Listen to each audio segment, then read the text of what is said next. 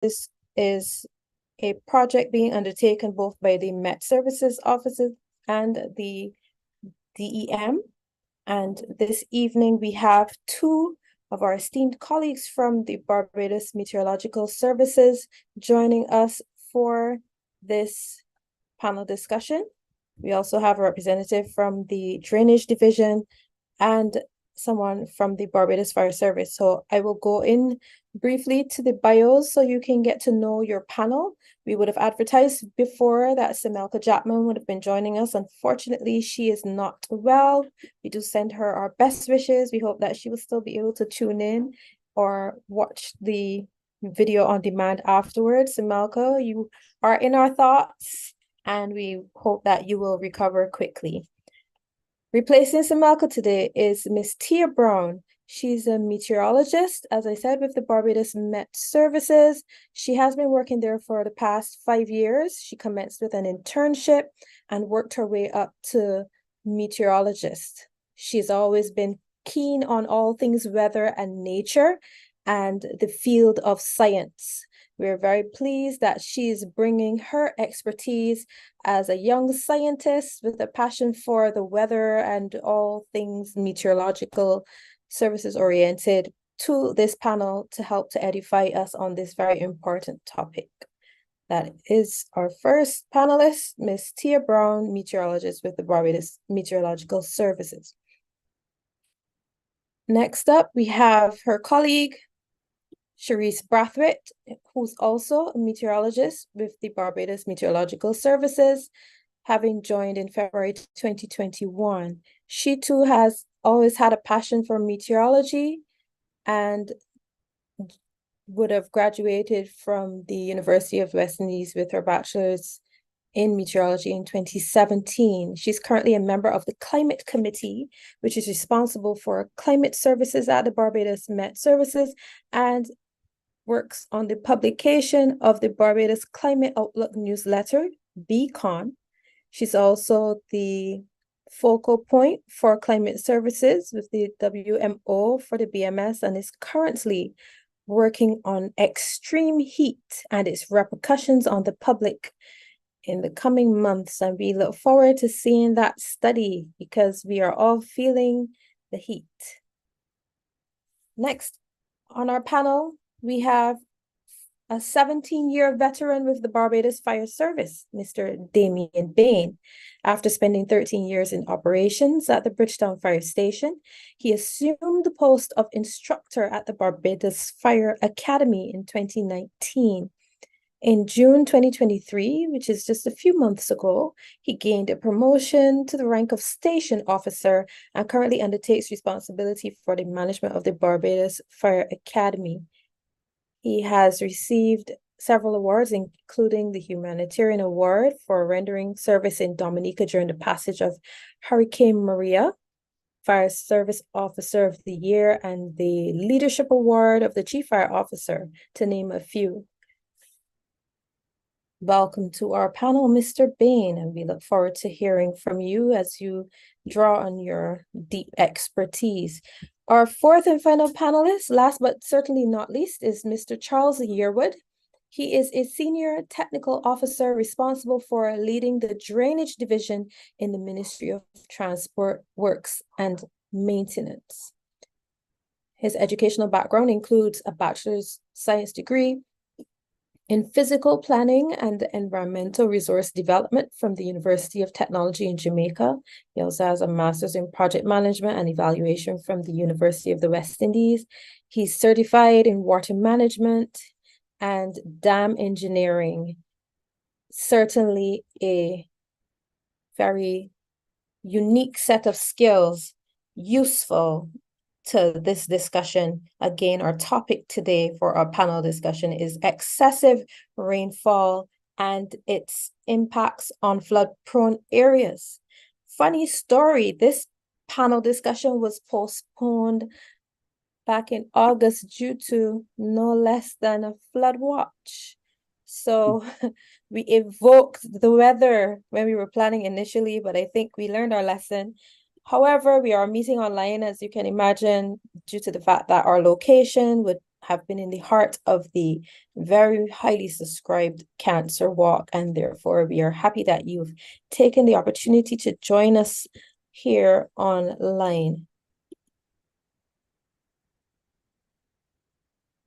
We have indeed been synced with all of our live channels, and we are ready to engage with you. As I said, please hold your questions for us until after the panel discussion. So let's jump right into it. This notion of excessive rainfall and its impacts on flood-prone areas. Barbados has several areas which over the years we have been working assiduously to ensure that we can manage flood impacts. But let's get into the basics of these flood alerts as they are issued by the Barbados Met Services. Ms. Brown, can you turn on your mic, your camera, panelists, so that the audience can see you?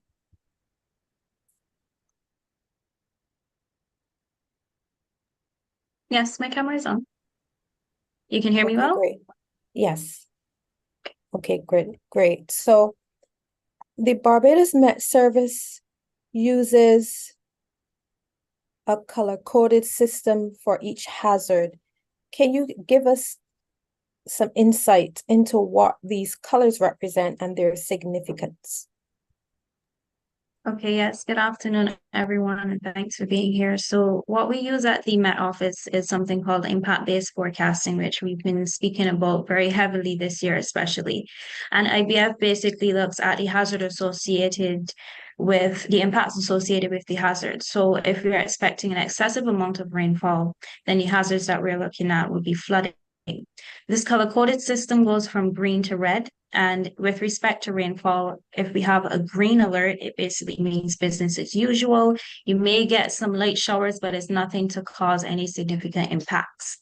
When we elevate to yellow, this is basically letting persons know that there is the possibility that we may have possibly like some water settling on the road or ponding in fields as well. That would be your yellow alert. And then when we get to orange and red, that's when we get to our flood warnings or flood watches. Now, as we know, this morning the island would have been under a flash flood watch. So I'll use that as an example. And we have a watch, it's basically letting persons know that we have conditions that are conducive for the possibility of flooding. It does not mean that flooding is going to occur, but it means that it is possible. And that time frame is generally within 6 hours. When we get to our red alerts, this is when we're talking about a flash flood warning or flood warning, basically letting persons know that flooding is imminent or is already occurring. So we go from green, which is business as usual, and as we elevate to yellow, this is letting persons know, be aware that we may have some water settling on the roads. And as we get to our orange and reds, this is letting persons know that there is the possibility that we can have some significant flooding. I know that with these impact-based forecasts, we have been going a step further in giving persons more contextual information. Share with us what that means in terms of how weather is reported now. Yeah, so now before you would just get the forecast, let's say overcast skies with moderate to heavy showers. And then if we issue a flash flood warning or a statement, you would see like 2 inches of rainfall or something like that. So we go a little further to letting you know if you particularly live in areas that are accustomed to flooding, letting persons know, be aware of that. Also things like if there are any traffic delays that could be expected. So we're looking at the impacts that you're going to get from those floodings. And those impacts vary according to the hazard level. So if we are at yellow, it could be telling persons, well, walk with an umbrella today or something like that. But as we get to orange and red, we're telling persons, at least for the orange, at least plan your travels well in advance. So it gives persons an idea as to what I should do along with the forecast, as opposed to just saying it's going to rain today, but what should I do? Wonderful. So folks, the Barbados Meteorological Services is using an impact-based forecasting methodology to update us on weather events. And in so doing, they are giving us insight into the behaviors that we should adopt, the efforts that we should undertake to protect ourselves, keep ourselves safe within the context of these weather events. I understand that you are tracking the rainfall levels, even as we discuss this notion of excessive rainfall. We have moved from just tracking the rainfall levels at the airport, which was to some person's chagrin, because you would hear there were 2 inches of rain at the airport, but up by me, as some person might say, I was flooded out. So I understand that you're now implementing a number of 3D printed devices across the island so that you are able to do more localized flood watching. Tell us about that. Yes, so we have at least over 60 automatic weather stations across the island, and this gives us a better gauge of the rainfall distribution across the island. So as you rightfully said, when we get rain in parts of St. Andrew or in the northern parts, usually Christchurch is pretty dry. So it's not a very good representation of what's going on across the island. So we've expanded our observation network across the island with these automatic weather stations so that we can get a gauge of how much rain is falling in the countryside, how much rain is falling down in Spitstown areas, especially areas that would be prone to flooding as well. We can get a gauge of how much rain those places would have gotten. And that also helps if we're looking at it on a long time span. Let's say over a particular year annually, we can see the rainfall distribution for that year, which definitely helps in our climatological records. So an example would have been the flash flood watch for northern and central parts of Barbados that you would have issued in the last couple of days. Yes, that would have been a perfect example. And on that day in particular, we had almost close to 2 inches, while other places were completely dry. So that gives us a good gauge of the amount of rainfall, not only that is occurring across the island, but also the feature that is producing the rainfall. We get to see how much rain, for instance, would have been produced by a particular tropical wave or by a particular tropical storm. That's how we can give the kind of statistics to say, well, we got 5 inches of rainfall during a tropical storm or during a hurricane. So it really does help not only for the distribution across the island, but for the feature that's affecting us as well.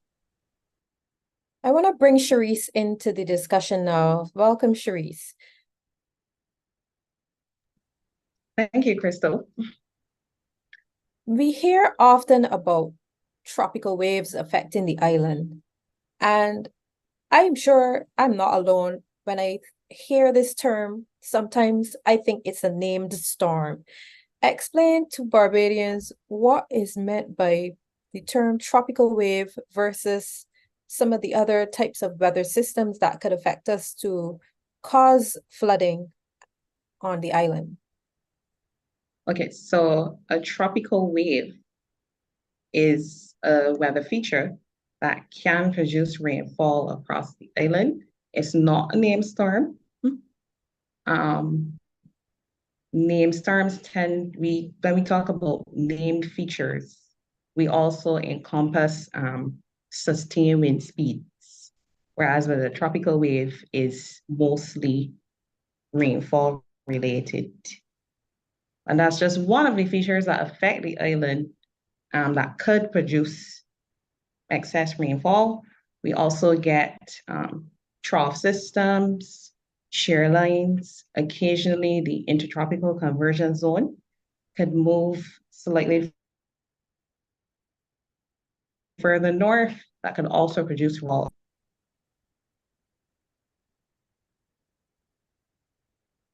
So you used a lot of technical terms there just now. Coming away from this presentation for the average Barbadian as it relates to flood watching and flood awareness, can you perhaps give us the maybe top 3 terms that should pique a person's interest to allow them to be on their guard as it relates to flooding?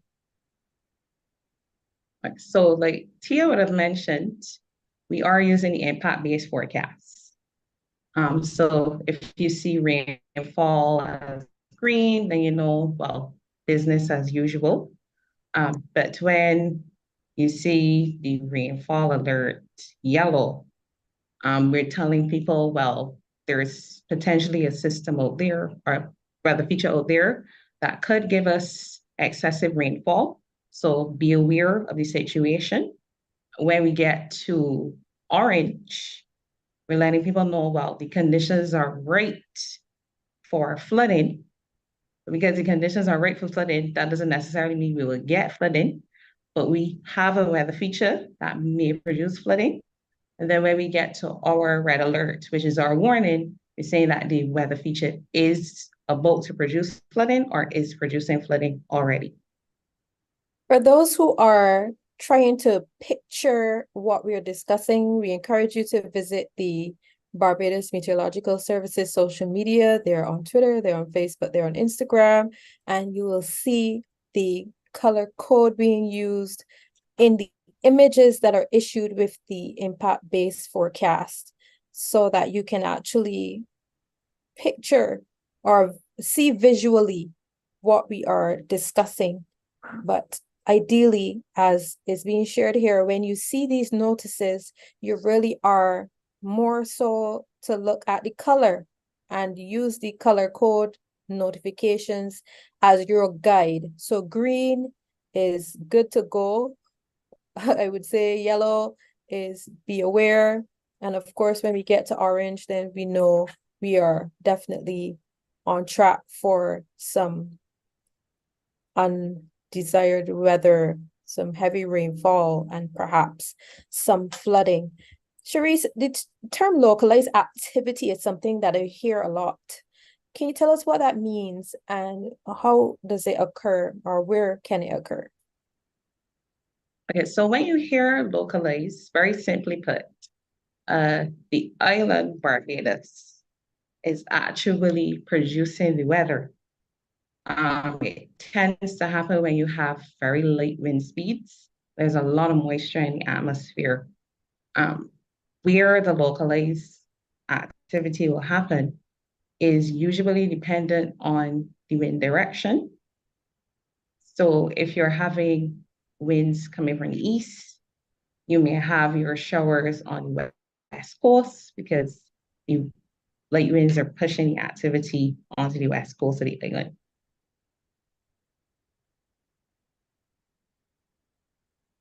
So let me go back to Tia and maybe get into some detail on the type of programs, software programs or equipment that the Met Office is using.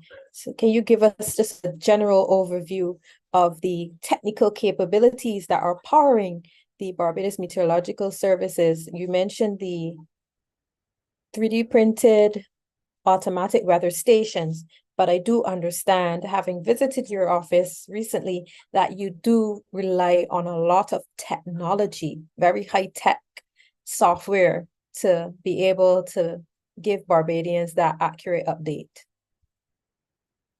Yes, so our observation network basically lets us know what's happening right now. If we want to know what's going to happen in the future, 7 days out or farther than that, that's where our model data comes in. And that can give us an indication as to if we're expecting a particular weather feature, as Cherise would have mentioned, if we're expecting a tropical wave or any trough systems or tropical waves, any feature that could possibly produce rainfall. Then we can look at our models to get an idea as to how much rainfall we're looking at and how long we're expected to be impacted by that feature. So that's one part of it. And then we'd have our satellite and our radar.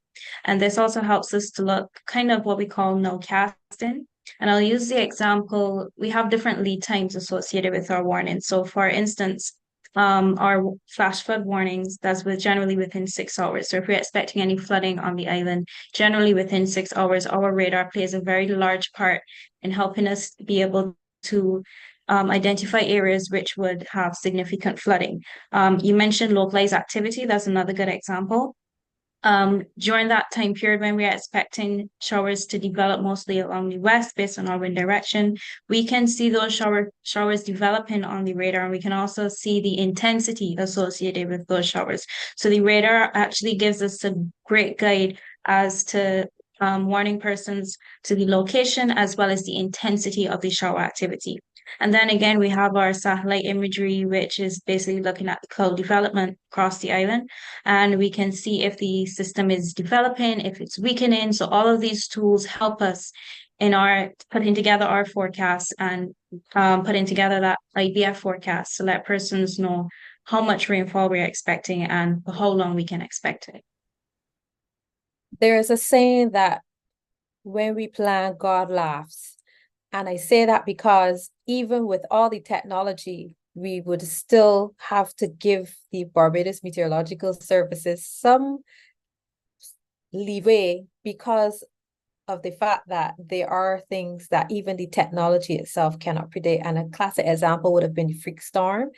And I know recently we would have also had an incident where the weather changed very suddenly and it appeared as though, maybe the Barbados Met Service wasn't on the ball, but is it that, or is it really that there are some weather events that are just sudden, that just happen in a very abrupt way that makes it difficult for your prediction and modeling systems to forewarn and forearm us?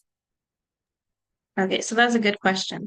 So most of the time, if we're talking about larger features like tropical waves, that's easier to give a lead time for. But we can have, as we have had already, a lot of smaller systems that have much shorter lead times. And that is the reason for the impact-based forecasting, because as we see them develop, then we can push maybe a yellow and say, look, there's something out there that could possibly produce flooding. So it's the shorter lead times and the quick onset of these features that they're very small scale that can move across the island and wreak havoc, as we saw with the freak storm. So if we see the possibility of these smaller systems developing where the lead time is going to be very short, where you could go from a yellow straight to a red, that's where we use those colors to let persons know, just be aware that there is the possibility that there is something that could produce significant flooding. And back to Charisse, or rather bearing this in mind, it is my understanding that your office operates on a 24-hour basis. Tell me about that. Okay, so as part of our requirements internationally and for the public, we are required to monitor the weather over a 24-hour period. It's a continuous observation prediction, so that when we do have features evolving, like say in the middle of the night, we are still able to send out alerts to the general public. Ideally, the way to get these alerts would be through your social media, or are there apps out there that person should be using that perhaps can alert them in a more prompt way in the night if something extreme were to creep up on us? Okay, so the BMS currently has the BMS Insight app. Is available in the Android store. You can also use CapCap, which is a DEM app, alerting app. And then it'll be the standard social media. If you're on Facebook or Instagram in the middle of the night, then you'll also see the alerts posted there as well. Wonderful. I think we can stick a pin on that and come back to this whole notion of how we are cascading the information in a timely manner. I want to bring our colleague from the Barbados Fire Service into the discussion. Good afternoon, good evening, Mr. Bain. How are you today? Good afternoon. I'm good. Yourself? I am well. Some persons may think it curious that we are talking about flooding and we have the fire service here. Can you share some insight into the role that the Barbados Fire Service plays when floods occur? Or how would you be thrown into action if there is excessive rainfall? Okay. So we here in fire service, Our mission is to generally protect the lives, property, and the environment of everyone in Barbados who work, live, visit, or invest in our country. And during a flooding event, that is no different. We do have the capacity to respond to persons who may require our assistance. For example, if they're trapped in their cars or in their homes, and that would be an emergency situation. We do also have the capacity to assist persons if, for instance, after the event has occurred and their homes or their basements, for example, are flooded, we can also assist with helping them remove that water as well. So those are just some of the ways that we pretty much assist in those particular situations. Brilliant. So you have the technology then or the equipment to extract water from those flooded homes. Yes, please. And in your role at the Fire Service Academy, there's training. I would imagine you have lots of fun doing those training exercises. Yes. So our training is in conjunction with the Barbados Coast Guard. So all of our new entrants and the current staff are all trained in the area of safety of life at sea, which the information can also be transferred inland as well. So we do have the knowledge of working around water safely. But in terms of responding, though, it does have its limitations because you could appreciate that if there's a call for us to respond, then the flooding itself impacts us as well because most of the water may be settling on the roads and what's not. And our vehicles do have their limitations as well. So you could find that, for example, if we have to respond to an emergency, we may be delayed somewhat if one of the routes we're choosing is a route where water settles. So those are ways that it impacts us as well. So we need to get you some of those tanks like what Batman drives so you can get to where you need to go and show off all your skills. Well, it would come in handy, yes, if possible. But we do plan a lot in terms of what we would do in certain eventualities because we do have an idea of those highways and secondary roads where flooding do occur. So there are plans and mechanisms in place that assist us in those situations. Wonderful. And I could imagine that the recent notice that a lot of the cart roads around the country are being paved would be to your advantage because it would give you greater access to these areas. Very much so. Very much so. So in a lot of your explanations just now, in my mind, I was picturing water that has settled. What about fast moving water? How does the Barbados Fire Service navigate scenarios like that, where persons may be trapped in a vehicle with fast moving water and you have your trucks with their limitations? How are your officers able to assist in those scenarios? Well, swift water or fast moving water is a very tricky situation because you could appreciate that water that's moving quickly tends to carry everything that it can move along with it. And again, it all comes down to safety and ensuring that we ourselves are secure within those environments. It comes down to training as well. But there's no one trick fix all when it comes to situations like that. What I would say though, to persons out there that if you recognize that an alert comes out and there's a possibility that there's going to be significant rainfall, I would suggest that you stay where you are, you stay put, and allow that event to pass and allow for some of the water to pretty much subside off of your road and not attempt to drive through or walk through fast moving water because I assure you, it does not take a lot of water and it does not take water to be moving at significant speed to end anyone or to pretty much make the car float or anything like that. So the recommendation would be to stay where you are and wait it out as opposed to attempting to go through that water because then it puts you in a situation that's very, very unsafe. And then it puts us in an unsafe situation as well. I have had several instances where I had to drive through water. I can picture a road on my way home right now where for some reason the water settles in that particular spot.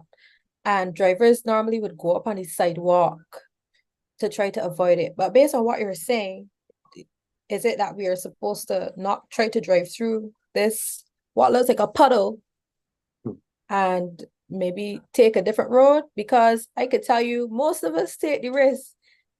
Even if your car is low or lower off, as Beatrice would say, some people just take the risk because the shortest distance between 2 points is a straight line. But you're saying it's better to avoid these situations. Yes, because you run the risk of a number of things happening. So, for example, if the water is elevated, your car could stall, which means that you're trapped. If it is swift moving water, it means then that there's a potential for your car and you and everything in it to be washed away. So, again, yes, it makes more sense to just stay where you are and wait it out. And it keeps yourself safe and it protects your investment too, because I guess I assure you that a person whose car has been stalled due to water damage, it cannot be cheap to have it repaired. So in that instance, it is best to stay where you are. And then trying to move through water too that would have come from the fields. These visibility is very poor too in terms of you cannot see what is in the water. So you may think you're over a sidewalk that is safe, but what if one of the culverts is open? You do not know. That presents another hazard. So it makes more sense to pretty much stay where you are, wait it out. And then once the event has either stopped or the rainfall has subsided a bit and the water has gone off of the road, then you can traverse on your way home or find an alternate route. So that comes down to understanding your environment and knowing your environment as well. Knowing which roads may flood, knowing which roads may not flood, and then choosing your routes accordingly. Very, very true. I want to bring in Mr. Charles Yearwood from the Drainage Division here, who must be chomping at the bit because we're talking about flooding, we're talking about blocked roads, we're talking about water settling in areas, and this is definitely your wheelhouse. So we want to bring you in. Mr. Yearwood, are you there? Yes, I am. Oh. My video is on, but I don't see why you don't have me on there. Maybe you have your camera. There's a little window on some PCs it is on that because I've checked my camera icon and it's on. So I'm right. So saying there's sometimes a little slider in front of your camera that you can push across. So maybe That's yours what is. No, I don't see it happening. Okay. Well, we will engage you until perhaps you are able to let us see your face. Yes, go ahead. With respect to the work of the Drainage Division, I can imagine that there are certain hot spots across Barbados that command your attention. Yes, there are a number of hotspots that do take our attention. However, while there are hotspots, there's a process through which we every year go through the disaster cycle to prepare for work. We work 12 months a year, but the disaster cycle in the context of once a disaster occurs, you go through the response and recovery and back to mitigation again. So for some time, for most of the time of year, you're working towards preparation and mitigation for the hurricane season or a rain event outside of the hurricane season. While we may take out work in areas or hot spots and may reduce or mitigate that level of flooding, the areas where, because of human activity on the ground, in development, there are triggers for flooding. Now, I do recognize that the title dealt with excessive rainfall. So we are considering rainfall, the purpose of this discussion, on rainfall that has not either been extreme, so it occurred very, very seldom, say every 25 years, with 15 years, with 50 years. But we recognize with climate change, the predictions are made 20 years ago are now coming back in real time, and we're reliving it, where we're seeing reduced number of rainfall events, but we have higher rainfall depths or more rainfall in a shorter period of time. And so when we had a hot spot, say 20 years ago, we have greater depths of flooding, or we've carried out works to reduce that, mitigate that flooding. And in the immediate years after, 10, 15 years after, there was very little rain, just probably nuisance flooding. We've seen some of those areas coming back again. And of course, over time, we have housing, the areas where we all know that houses weren't there, and then how new houses built in new developments, new development going on in commercial and agriculture. Agriculture is changing from more mechanized and we have equipment that is compacting the soils. So nothing is static in the context of those triggers for rainfall. Yes, some things are the same, but we have other things that are over time that's changing within the watershed, and that's the area in which rainfall and contribute to flooding somewhere downstream, whether in a basin-shaped community, say Watton or Bedland or Plum Grove, as opposed to where you have it on the coast, where you have water coming through the gullies. Persons have built houses and hotels and commercial development structures on the coast and encroach very close to what used to be a wide watercourse and contribute to flooding.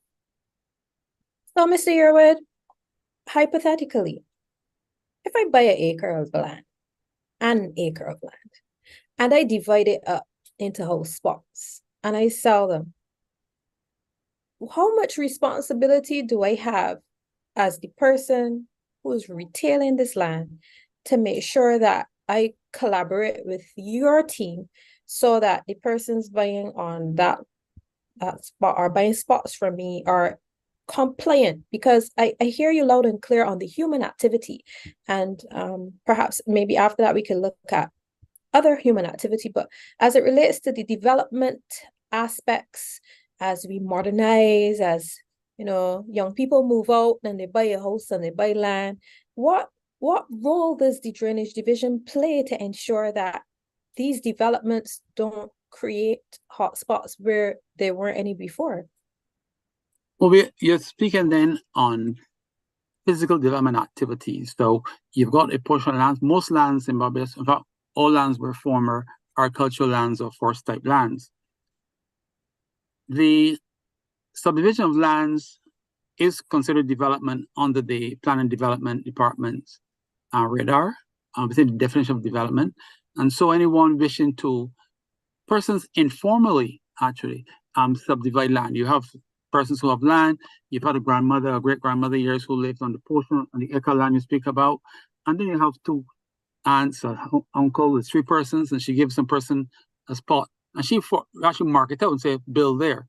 There's no transfer of title required, so the persons can build there. But in the formal sector where you wish to sell the land, you need to apply for permission for development, and in fact, get the permission and construct the works as specified before you can sell the land. The Sale of Lands Act require you have plan permission. The drainage division then is one of those satellite agencies in which the Plan Development Department will ask for an appraisal, a drainage appraisal, a fire appraisal, depending on the agency, to assess the first development on the land and the land on the development. The first day, I'll speak then in terms of the impact of the development on the environment. You may have a portion of land that is sloping away from a road going higher up, but there are lands higher than that land. And the development site is that acre, but lands on the upstream side are not captured. Whereas on the converse, where you have the road is on the higher elevation of the land, but then it slopes away from and lower from that road, you may have then two different scenarios. So the developer, and having his land subdivided, must employ professionals, a surveyor, planner, engineer, to do the subdivision, and then also the engineering works. But also some lands, we talk about water courses and rivers in the Scotland district and water courses outside of Scotland district, where we have some lands have a tributary, a very small swale across it. And persons who live there for a number of years or experienced in the area will tell you that, oh, water always pass across there. The officer who conduct the work may not live in the area, and the contour map doesn't pick it up. But then there are other significant size water courses in which persons over time, or depressions, where persons over time in communities off the beaten track fill these areas or reshape them 15, 20 years ago. So when the Drainage Division and Planning Development officers visit the proposed site for the subdivision, we see it when we visit. We don't know what occurred before. And we see a lot of those impacts. And that is what really leads to this. And the other thing is that some developers who, when they get permission, the designs are good, they withstand, say, 21 and 25-year storm. But they do not carry out the works as specified in the approved plans. And so we find ourselves in a situation where persons are flooded. And the other side to this too. In Barbados, we say you don't buy a pig in a bag. But that also relates to land.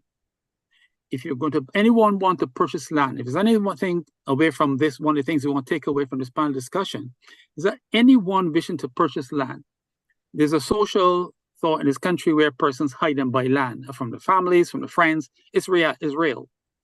It's very important for the person who wishing to purchase land in an area where they have not grown up, where they have not passed at all, particularly during the rainy season, where they have not gone to school, in some cases, I know that area, away from home, to speak to the elders in that community, in fact, I always say, to explore the land, walk it, have someone go through it, because persons might say some type of vegetation that is water loving, and that raises a signal that this land is potential for flooding or does have water settle in it.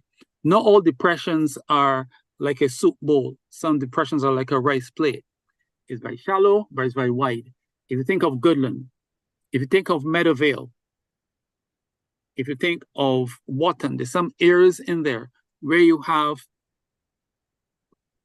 6, 7, 8, 10 acres of land with the elevation. If you were to fill it with water, you would get no more than a meter or meter and 5 feet of, probably 4 feet, 3 feet of water, and then it goes over the rim. Those areas are areas very concerned to us, and where in those days, prior to this, before climate change, there was sometimes relaxation or persons were allowed permission to subdivide land, but there were no drainage reserves. There were no areas reserved for community space.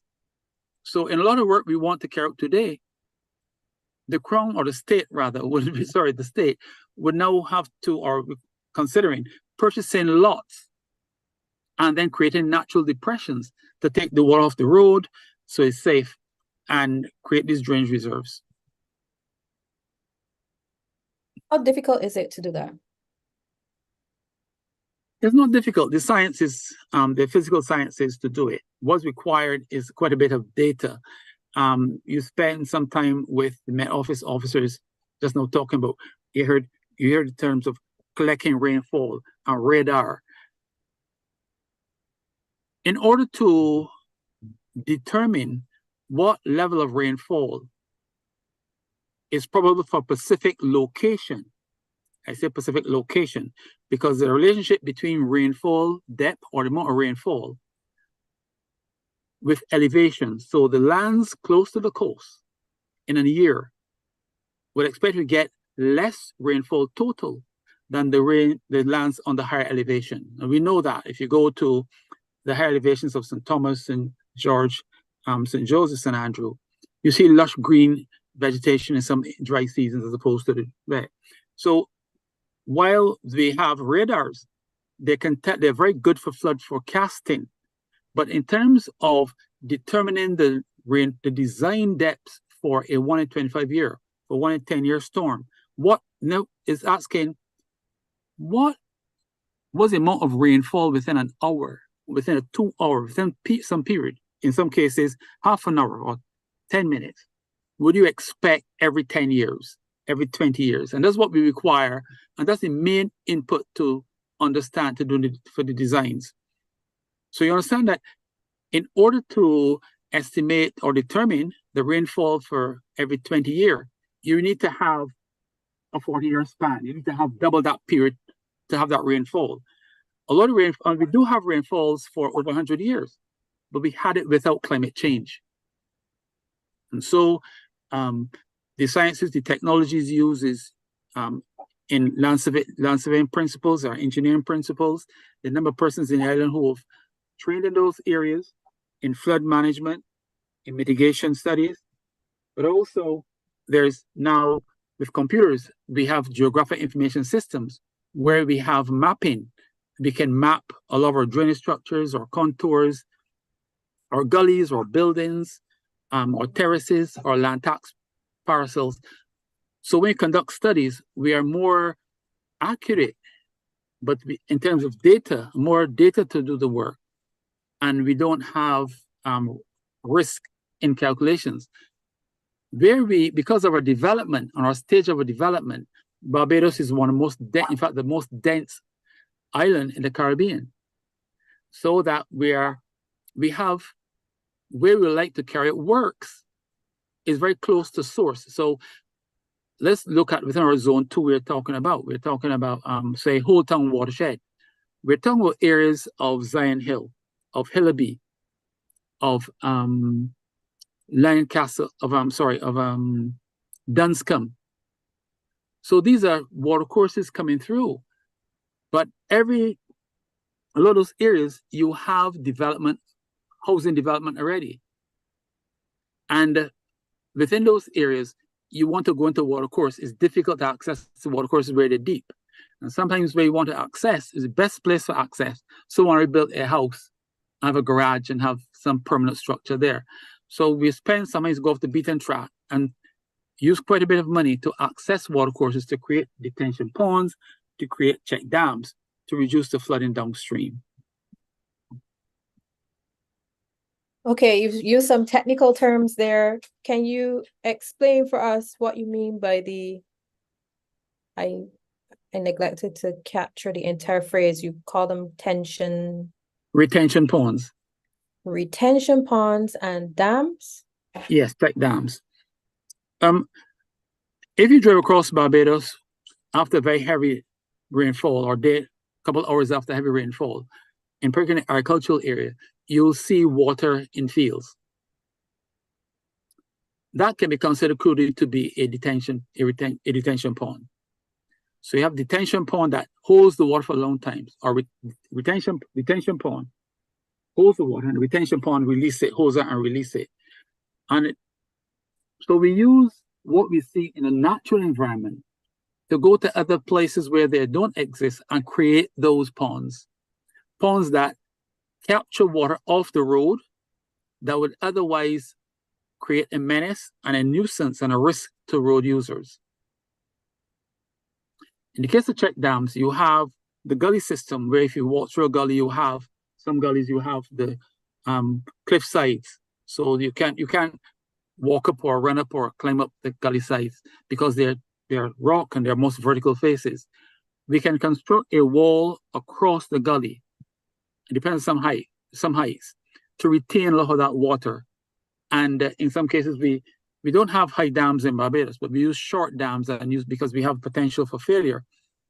We will go in, construct a dam, and sometimes we place very small holes into it. So the water is retained behind the wall and it releases the water very slowly out. And you don't get, then the channels downstream are not overwhelmed.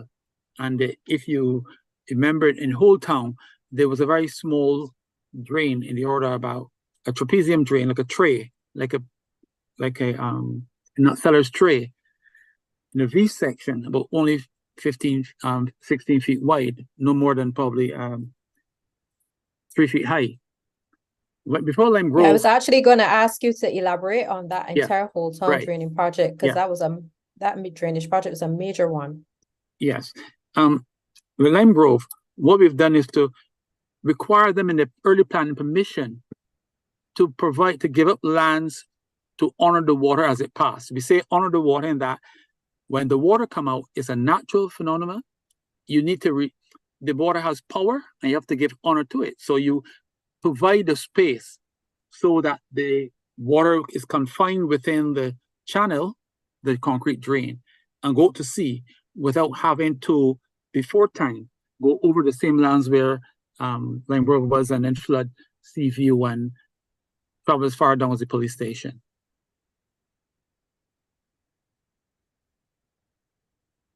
Can you elaborate some more on the whole town drainage project, what the scope of it was, and what the improvements have been since then? Well, Whole Town Drainage Project began before this project. This is just one of many other projects over time. The drainage division, predominantly we use a suck well system in earlier years. Relied on check dams in the gullies, and this is even in slave plantation time, and suck wells to take water from fields. That has been the predominant strategy used until early 1990s, where it was recognized that with increased physical development, increased urbanization, people living closer, and every spot is being taken up for buildings. And not even buildings, sometimes you have car parks, because wherever persons transform the lands from grass or from mud to hard covered area, be it galvanized or tiles on the roof, even Grass Creek, people speak of Grass Creek and put down concrete tiles, concrete on roads. And you see it across the developments, the island. Persons don't want to deal with the grass anymore and they cover it with concrete. That allows for greater runoff of water. Whereas before you had it, the soils absorb some amount of that water from going onto the road. We recognized what was happening in the whole town, and we went towards check dams. Some check dams, 2 or 3 of them, and then we had a private developer creating the dam at below Hillaby. I don't remember the area now. In Hillaby. So that held quite a bit of water that otherwise got to Whole Town.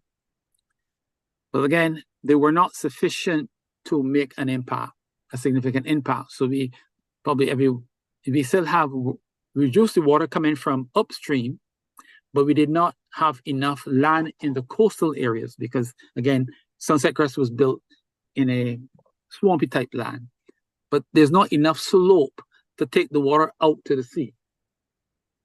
If you go further into Sunset Crest and you excavate a hole into the earth, you go 1.5 meters, about 5 feet or so, and you get to the water table. So the amount of water coming off the roads and the pavements and the roofs are not enough. The wells cannot take them. And so they had then the study, the climate change study.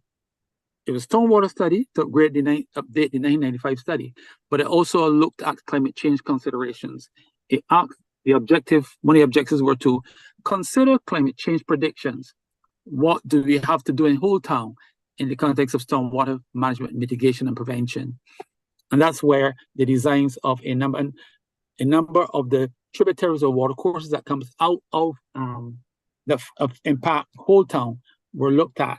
Now, in Whole Town, there's no one water course that affects the area. If you come in from the south going north, you have the junction with Molyneux Road or Vauxhall Road, and you have then the Green Belt.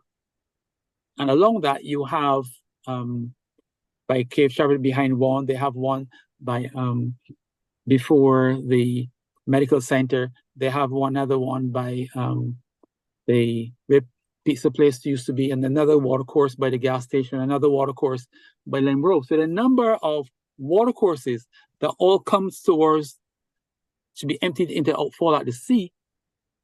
But as you drive the road and you look, there are only about 3 of them that are opened up for water. The others, with the hotel development and rest development, have built closer and want more land. They wish to have a better business case, and they want to have more profit, but the impact is environmental and flood impacts. And so the study looked at the rainfall density predictions and did predict what level of rainfall we can have down the road for every 20 years given climate change scenarios. And then they went into designs. They also, not only in terms of what you see in terms of the structural work in creating larger culverts, because in some cases, when the culverts were built 30, 40, 50 years ago, you had lands that took some of the water and allow slow release to under the culverts under the road. Those lands are developed, and so they had to ensure that you can take that water faster under the road. Otherwise, it will come on the road and then have them flood impacts. And then we went further north into Trents and did some work in North Trents, but we still have mid Trents to work on, and this is what we are looking to do over another year or two, a year and a half for sure.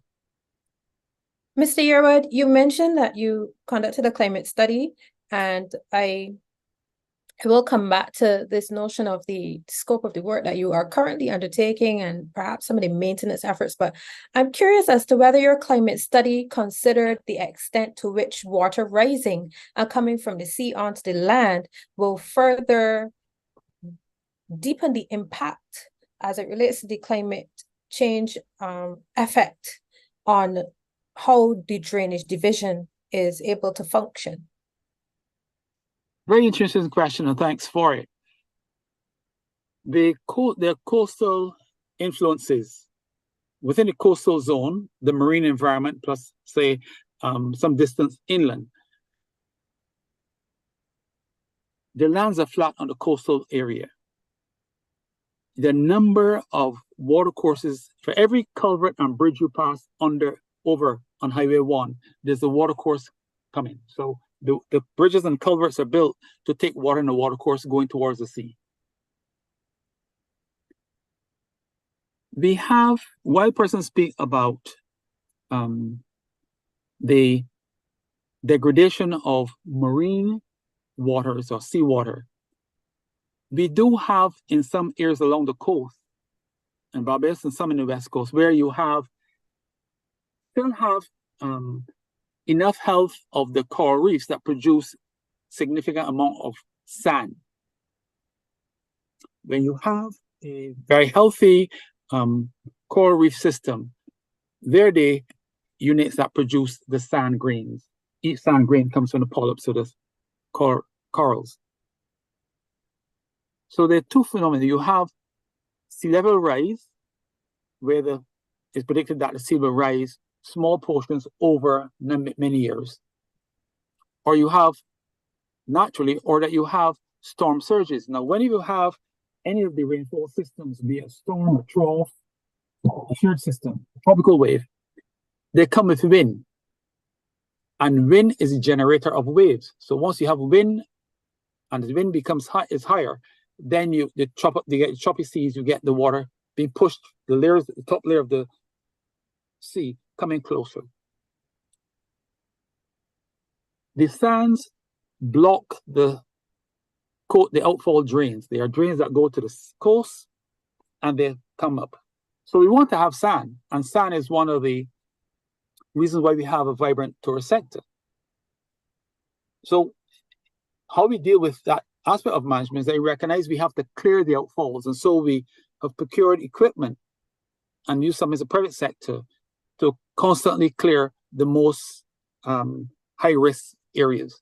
So the areas along the West Coast, you can think of Spikes Down, Old Town, by Las Palmas, behind the police station in 2nd Street.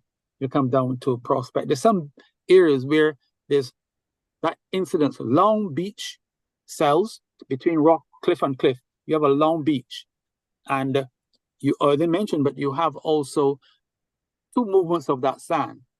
You have the sand moving when there's, in hurricane season, the sand moves northward between two rock faces.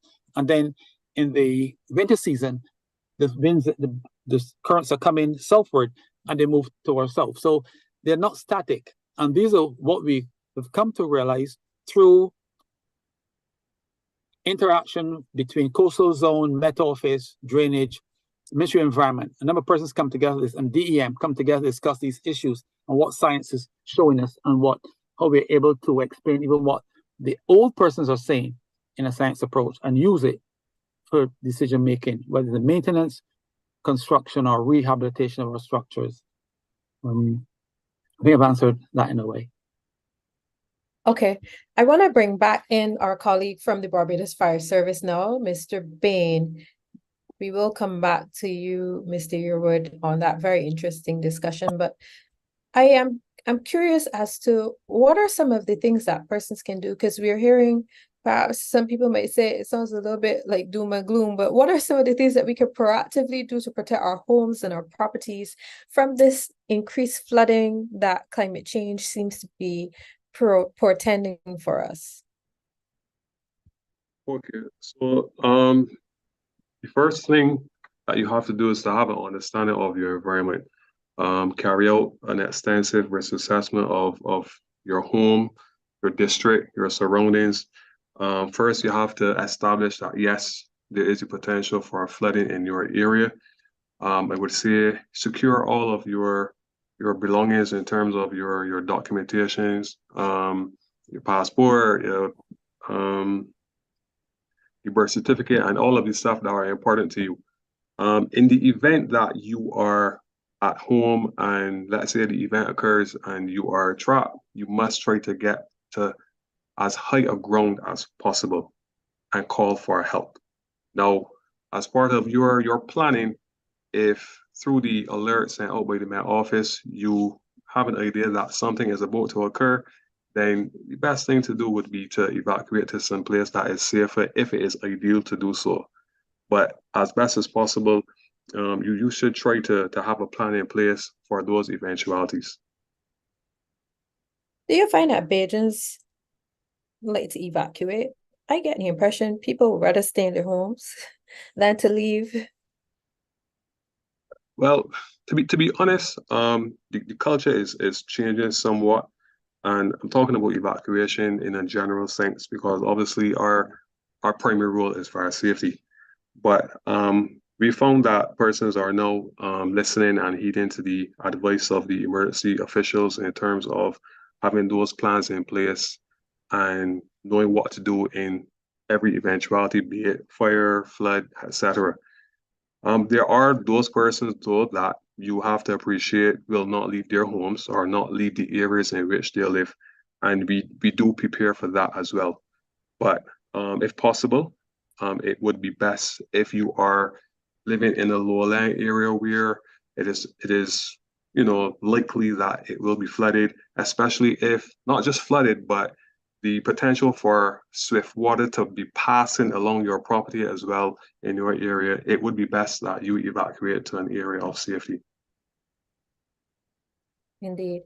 I actually just got a memory as you were speaking of, I went to the Alexandra School, so we used to go along that at the time very treacherous west coast to and from school, and there was a lot of flooding, and I just remembered what happened to the late great mighty Carew, the Calypsonian, whose home was swept away, and it was such a national travesty to have lost such a talented individual. But I would say that based on what we've heard from Mr. Yearwood just now, we are doing a lot more on the coast, and from you, Mr. Bain, that we are doing a lot more public education on what to do to preserve property and most importantly, life.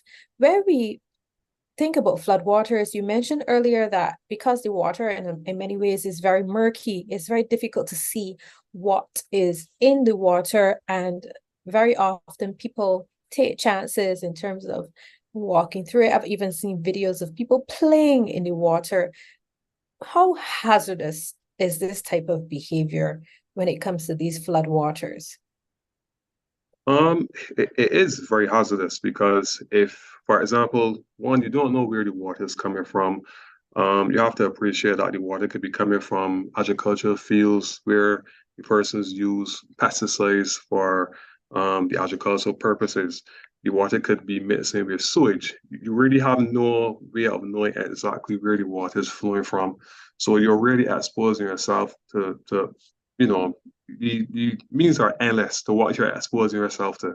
So you try as much as possible to encourage persons not to traverse in the water, not to play in the water as well, not only because of the potential for it to maybe sweep you away, but also what is in the water too, because you have no idea of knowing where the water is coming from. You must also appreciate the debris as well. There's the potential for debris to be swept from anywhere. You can have pieces of board with nails. You can have pieces of plastic. You can have metal. You really don't. These things are endless that could be in the water as it relates to flood waters. Because again, more often than not, the water is coming from high elevation to low elevation, and it takes whatever is in its way with it. So it is endless as to what you could possibly think could be in the water at any point in time. What are your thoughts on these floodwaters and farming, especially persons who are in the field of animal husbandry? Has the fire service been involved in helping to rescue some of these animals, perhaps? Not in recent memory, no. But in terms of rescue, though, I know that we have a few years ago, maybe 10 or so years ago, we did rescue a lady in the Bell Gully. Her car was swept into the gully, and we actually had to go and rescue her from on top of the car. We've rescued persons from within Queen's Park as well. Their cars were flooded out in Queen's Park. We had to go for them as well. And we've rescued quite a few persons from within their homes in Foursquare. And Foursquare is the area that is, for many years, have been prone to flooding as well. So not so much the animals, but for sure we have rescued persons from within their cars and their homes over the years. Awesome. I think that really does paint a different picture to the work that the Barbados Fire Service does, and in a very favorable way, because it really reflects on the diversity of the skills and the support that you're able to provide us as citizens in the event of flooding and not just fire. Recently, though, we would have had some bush fires. I imagine that this would have perhaps increased our risk of flash flooding. Yes, so the wildfires do have the potential to increase the potential for flooding, because once those areas are burnt, the ground becomes pretty charred and barren. And what it does is that it limits the ground's ability to absorb the water. So obviously the water has to have somewhere to go. So once that occurs, then the water pretty much runs off the surface of that area that has been burnt. And in some instances, those until the vegetation comes back, that area can stay that way for as long as maybe 2 to 3 years. So in addition to the areas that persons that are being utilized for housing, and then you have the persons paving their yards where the water has to run off. Wildfires also create that environment too by charring the ground, and then the water pretty much has to run off somewhere because the earth cannot absorb water. So that also, wildfires also have that impact as well. And these fires, not only here, but we would have seen in the news with respect to both Canada and Haiti, are becoming more and more prevalent with respect to climate change. And certainly climate change as a whole is shaping our weather systems. As we've heard so far in the discussion, we're seeing events that are happening in with different patterns. So less rain, but when the rain does come, it's very heavy and so on.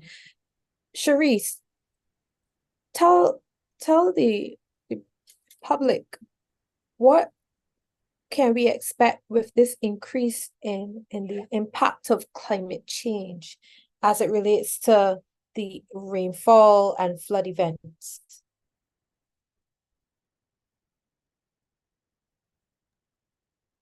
Right, okay, so like you would have rightly said, our dry periods are going to get longer, more intense. And then when we do get rainfall, they're going to be more high intensity events. High intensity meaning more events that are going to trigger flooding. So an event probably 30 years ago that may have produced 1 inch of rainfall may now produce 1.5 or 2 inches of rainfall. And this change is happening over a 30-year period, you're saying? So in climate, we do 30-year averages of rainfall, temperature. So for a period, we will compare what's happening now versus the 30-year average. Right. So you're basically saying over the last 30 years, we've seen a 50% increase in rainfall? As it relates to flooding events. Wow. That is significant.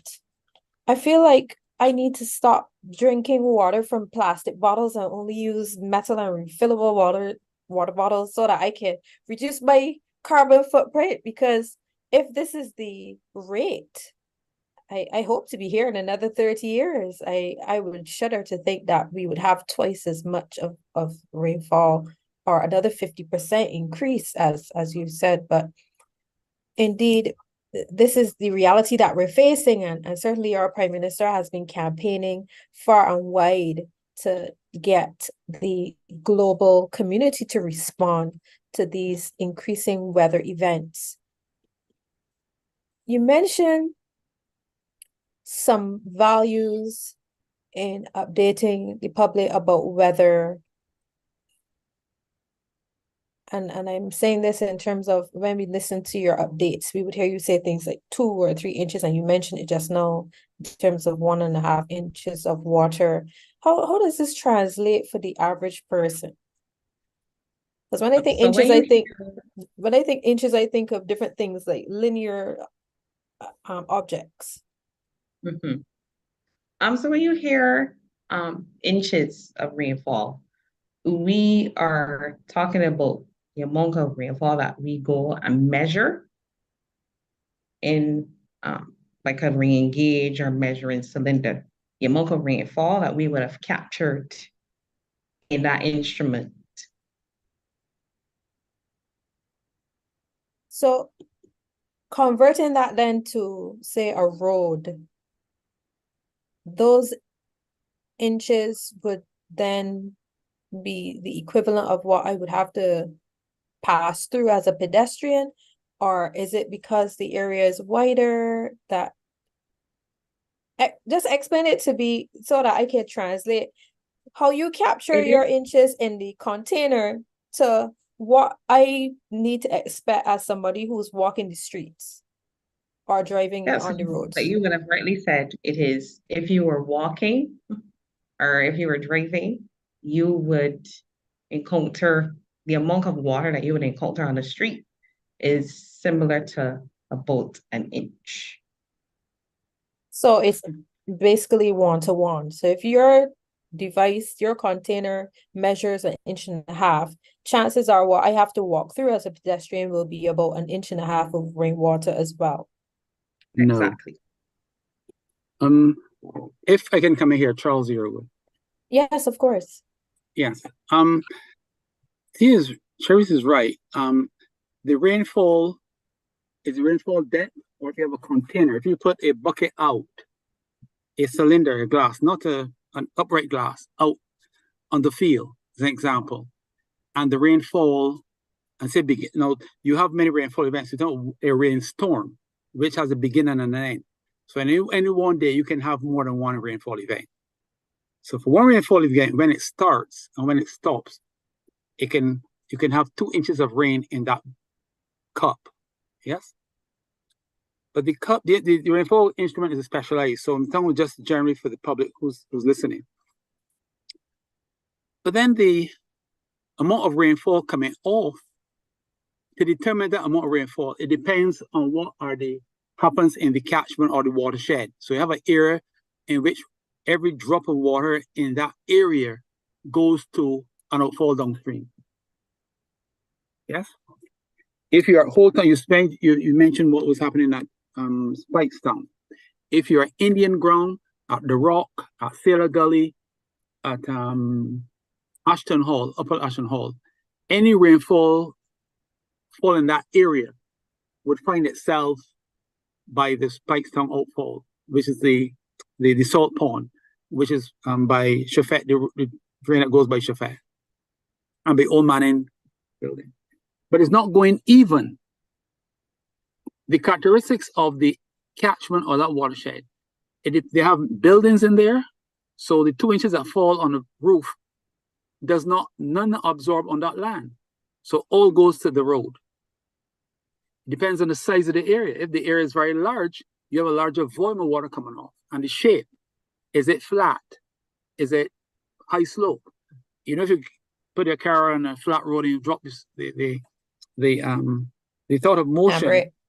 Yeah, pull the handbrake, it doesn't move.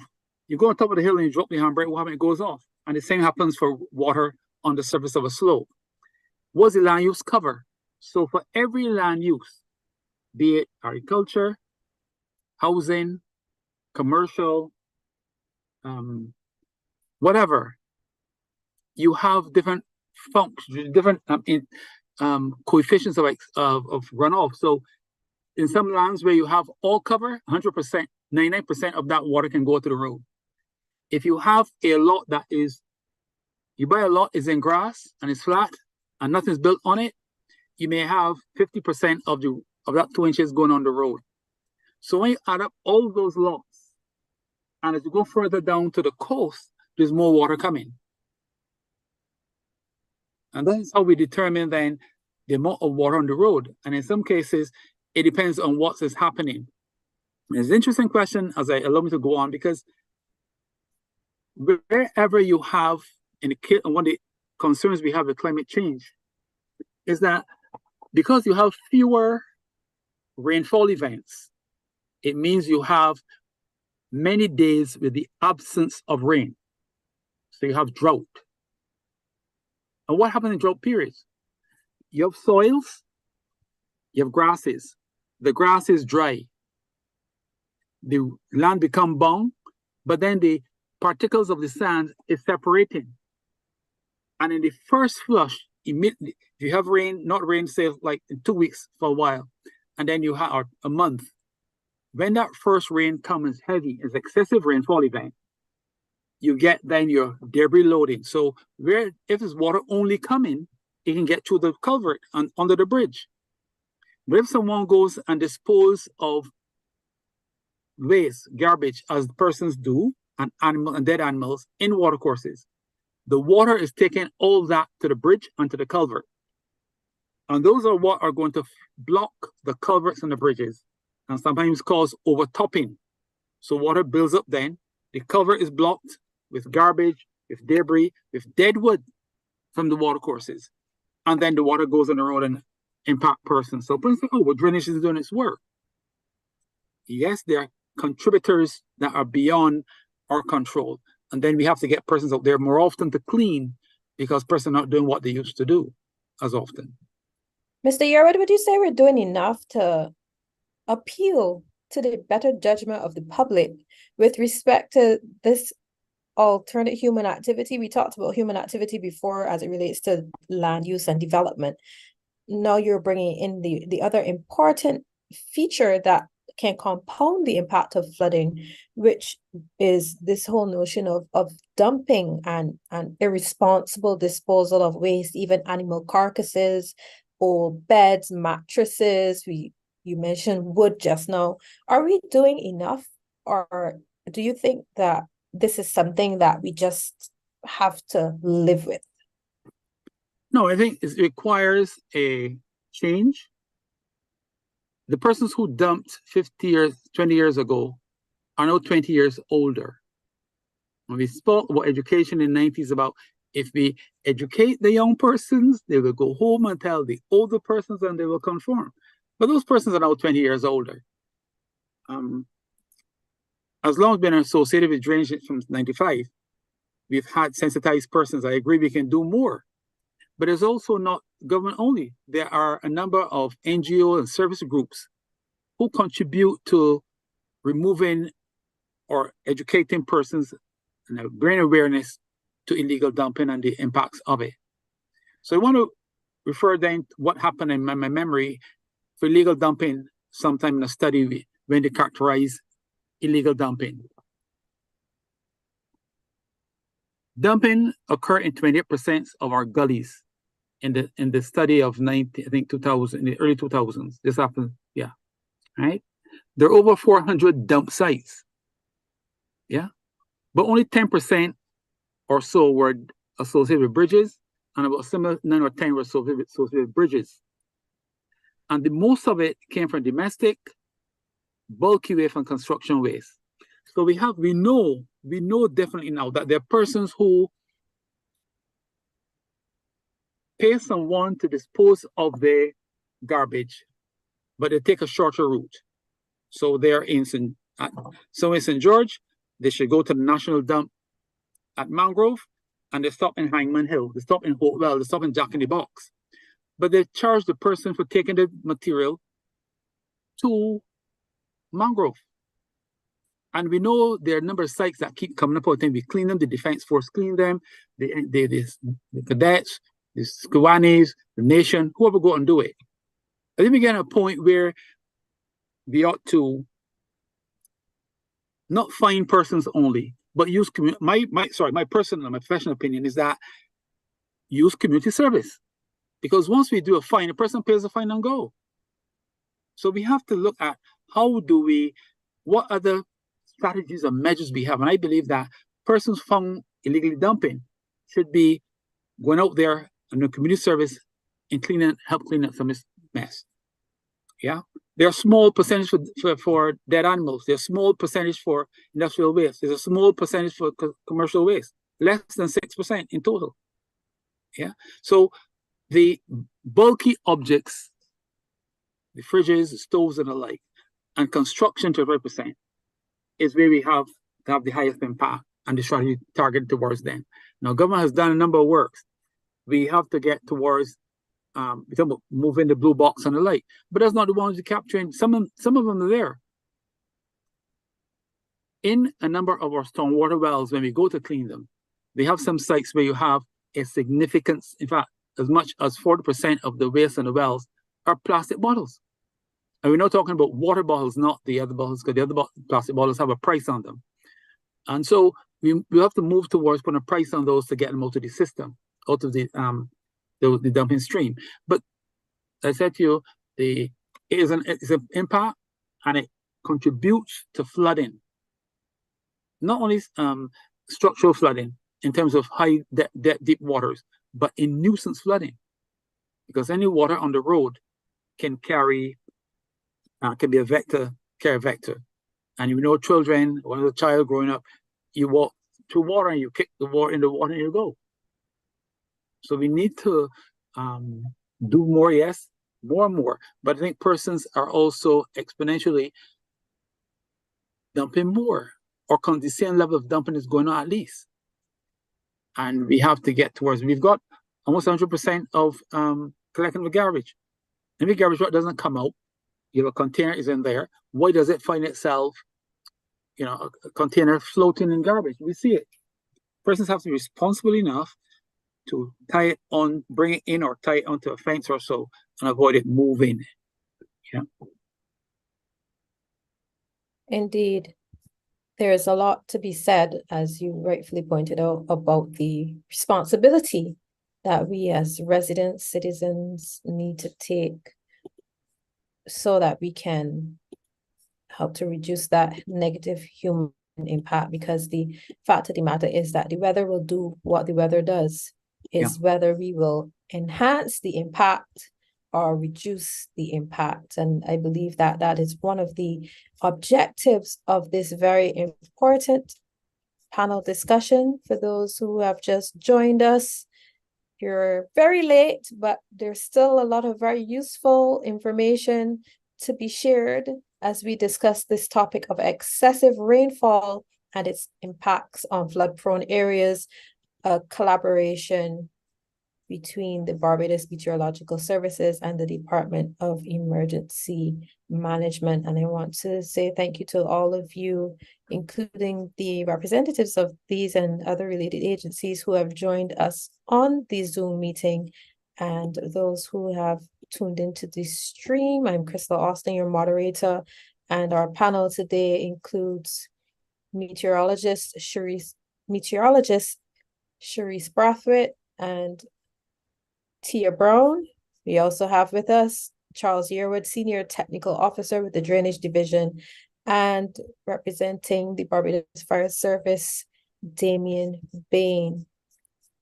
We haven't heard from Tia in a bit, so I want to ask you, Tia, to separate the terms as it relates to a flash flood watch versus a flash flood warning, and what they mean for us when we hear these terms. Yes, so a flash flood watch. Now I'll start by just talking about flash flood in itself. So when we talk about flash flooding, we're talking about a heavy amount of rainfall in a short period of time. That's what we call flash flooding. Very rarely you would hear us just plainly saying a flood warning or a flood watch. That happens when you have rainfall over a longer duration of time. So let's say you have rainfall that might be a little bit light or moderate falling over a longer time span, let's say 24 hours, the flooding is going to be a little bit slower. But when you have very heavy and severe showers falling in a very short space of time, that's going to give you an excess amount of rainfall across the area. Now, also what plays a role, not only just the timing, but sorry, not just the duration, but also the timing. So when we have a flash flood watch or a flood watch, that is generally when we expect flooding possible within the area within, let's say, 6 hours. That will be your flash flood watch. So generally within 6 hours, we're expecting that there is the possibility that we can have flooding within a particular area. When we get into the warning, this is when we are basically saying flooding is already occurring or imminent. And I know persons always say, well, we issue a flood warning when the rain is falling. So the flood warning is issued when it is occurring or is imminent. So that's when it will be issued. That's the difference between the warning and the watch. If we go now to the flood warning and the flood watch, now, then we're looking at a longer time period. As I mentioned, is all about the duration. So we're looking at within the next 48 hours. That's when we would issue our flood watches or our flood warnings. So just to recap, our flash floods is when we are expecting rainfall within a short period of time, let's just say 6 hours or less. And when we move to simply the flood watch or warning, that's within the flooding expected within the next 48 hours. And our watches basically is letting persons know that there is the possibility that we can have some flooding, not that it will occur, but there is the possibility. And when we get to our warnings, we're basically saying that flooding is occurring or is imminent. Wonderful. And by and large, you would issue your flash flood watch before you issue a warning. In some instances, that is correct. I'll use today as an example again. When we have rainfall across the island, which we are expecting could possibly produce flooding, so we can issue a watch. But as I said earlier, we can have these very short times when we have a particular event that might be occurring over a short period of time. So we need to get the warnings issued out fast, or it might be developing pretty fast. So we could go from a yellow straight to a red in those instances. So it's not always a case of we go from green, yellow, orange, or red in sequence. Sometimes we might have events where we go from a yellow straight to a red. And this comes back to the whole idea of IBF and the whole IBF colors and what they mean. So let's say we are expecting a tropical storm, I know we're not expecting a tropical storm, but let's say we were expecting a tropical storm in the next few days, where we have the possibility that we can have either minor or significant effects, but our likelihood of that occurring is very low. So we may have a green associated with it. And then as the time comes closer, we're saying, okay, well, there is a greater likelihood that we might get, let's say, significant impacts, then we might elevate to orange. And then once we're very sure that this is going to happen, that's when we move up to our red, which would be a warning. So it has a lot to do with the duration and also the timing that we are expecting it. Brilliant. One more question for you. And perhaps we can then bring back in Mr. Yearwood on this. This whole notion of heavy rainfall that may not necessarily result in flooding. Yes, so we do have a lot of periods when we have very sharp showers, as we like to call them. They're not continuous throughout the day. We might have a very sharp shower that passes through one part of the island for in the morning, and then you have sunshine throughout the rest of the day. So in those instances, if we're not expecting any significant impacts, like I mentioned, if you're expecting maybe just some water settling on the roads or ponding in areas that we know are prone to flooding, we can have a yellow alert, which could be aware of excess rainfall, or it could be just they're very sharp showers that are expected across the island, but the impacts associated with it are not significant. So basically we're expecting minor impacts. Then we would keep the forecast at green because we're not expecting any significant impacts associated with those sharp showers.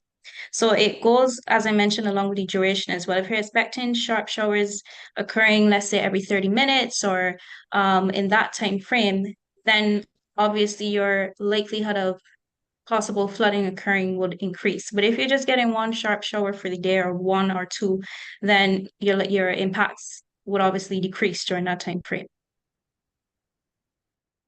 Brilliant. So I want to bring Mr. Charles Yearwood, Senior Technical Officer with the MTW's Drainage Division, back into the discussion here. We see you now. See, you got your camera rectified. Brilliant. It just came over. I don't know what happened. I did nothing. Well, you know, Murphy's Law. Murphy always tries to steal the thunder. Mm-hmm. Yeah, so in the response just now, we would have heard that there are some instances where we have very sudden heavy showers followed by intense sunshine that would perhaps help the flooding to dissipate very quickly. But I imagine that the tolerance of Barbadians for any kind of flooding keeps you on your toes and your team. What are some of the ongoing projects that you have currently to make sure that these flooding incidences are dealt with so that they're quickly dissipated? Yeah, well, I want to say that we have a maintenance team. So we have persons who come every day and their job is to clean drains and culverts and the like. Then we have a well contract where we also clean wells across the island. They're not often, it's not as rapid as we like to have it because it seems as though it's evident to us that well diggers are few now than before.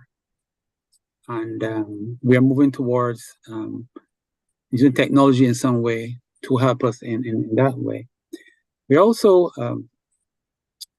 looking at the places. We have a number of complaints, and some of the complaints are not often triggered by the natural environment. The officer from the Met Office from the fire station mentioned we get complaints for flood in the basement. Flood in the basement is on someone's property, and so quite a bit of time where there's flooding, the persons may construct a basement, and sometimes the basements are not built like swimming pool construction, so you have water in it. But we have to respond to all of these events. We also have flood response teams who know when they're doing maintenance. are part of the flood responses because we live with floods. We recognize until we can get out and get projects that improve the drainage systems, we have to respond to flooding in that way. There are some areas, you talked about hotspots earlier, we have eight hotspots across the island, for which we are proposing to carry out engineering works and bring them up to the level of capacity as the same thing done at Whole Town. And I reflect the Whole Town here. If the level of rainfall we had before the works were done at Whole Town today, you wouldn't get water on the road. So another of the things that cause flooding is that we have a number of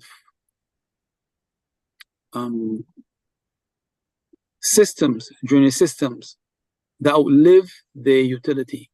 They are built at the time they didn't have flooding, but we have more development taking place.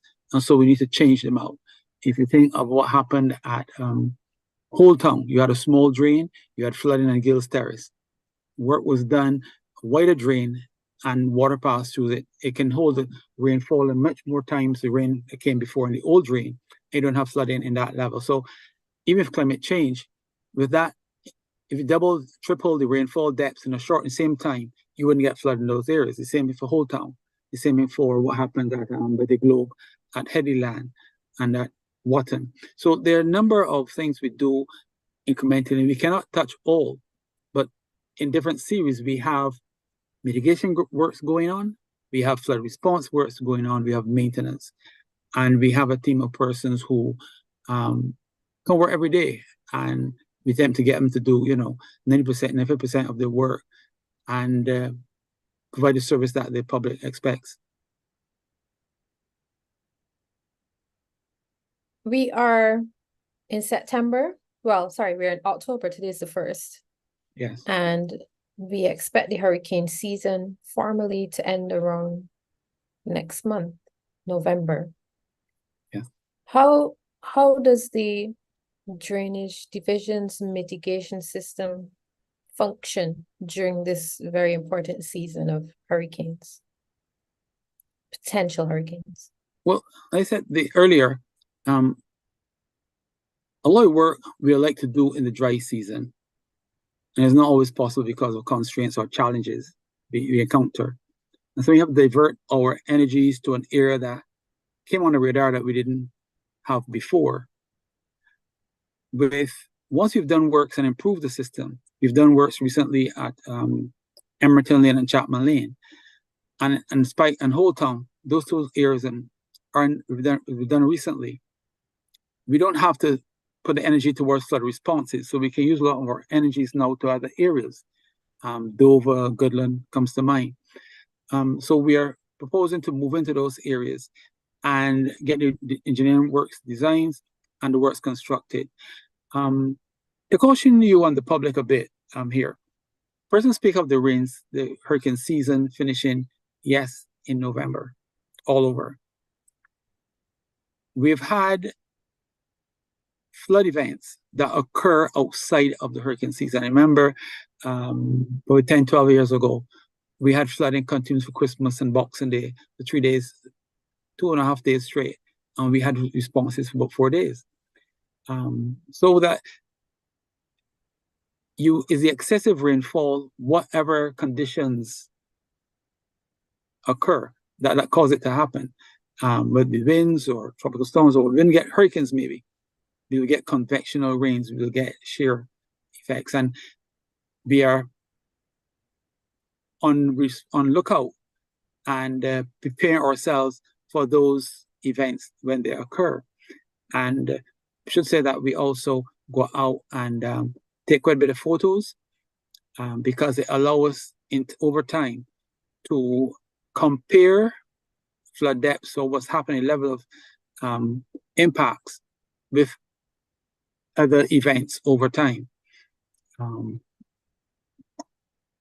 We also have started in technology, using technology, and created proposals to set up a geographic information systems unit where you're having all data in a virtual and electronic system for easy data mining. A lot of these systems in the past were paper-based and file-based. I mean, one thing we learned in technology has put us in a position where we can now have those bits of data and reports and like at our fingertips for searching, and are a better position to make better decisions. Are you using artificial intelligence as well? You know, that's a new term persons use, but I want to demystify it. Artificial intelligence has always been used, not in the way a person speak about it. We use calculators before, we use common sense. In fact, in design, in engineering designs, when you design a system, one of the questions we ask, does it make common sense? That's where we're using our gut feeling, our experiences, our training, and asking, does it make common sense? And if you say no, we start over again. A lot of that logic takes place within the brain. And artificial intelligence, yes, they're making it as a science. It's becoming a new area of science, and we're happy for it. But a lot of the works in engineering and the aircraft industry, a lot of people borrow the systems from the aircraft industry, do use principles of artificial intelligence. Well, you know, I had to ask the question once you started on that I'm road. surprised. I'm surprised. I am glad that you touched on the efforts that have been undertaken in Bridgetown so far, but I was made recently to understand that the Bridgetown effort as it relates to drainage is a very significant and perhaps long-term project. Perhaps a large part of it has to do with the planning or lack of planning as it relates to the housing in the area. I know Mr. Bain probably would want to jump in here as it relates to access to those areas and rescuing persons in the city due to flooding and so on, because of the way how the housing, especially in places like the Orleans and so on, have been constructed.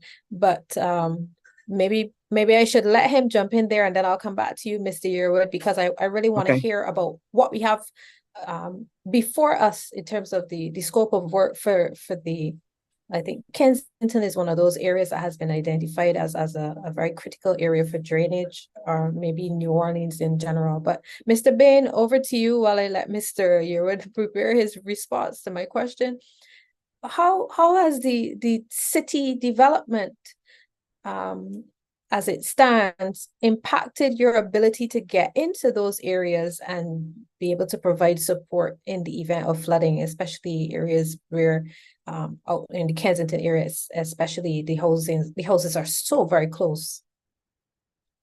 Well, the city has always been a challenge in terms of access, and not only in the areas of flooding, but in general, because obviously the confines of the area, the building construction is so closely netted together, and then you have the impact of the persons, vehicles, and what's not within the area.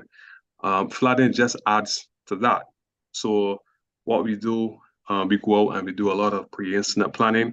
Like I said, we know the areas very, very well, especially for the persons who work or would have worked in the Bridgetown area for quite some time. And then for the newer officers who come into that particular terminal area, we go out and we do a lot of pre-incident planning, learning the roadways, the streets, the areas that tend to flood, having our plans in place and how we are going to make our access in any situation. Because the reality is that we cannot change the layout, but we can plan for those eventualities to ensure that when something occurs, that we have different plans and strategies in place to ensure that we can serve the public when that time arises.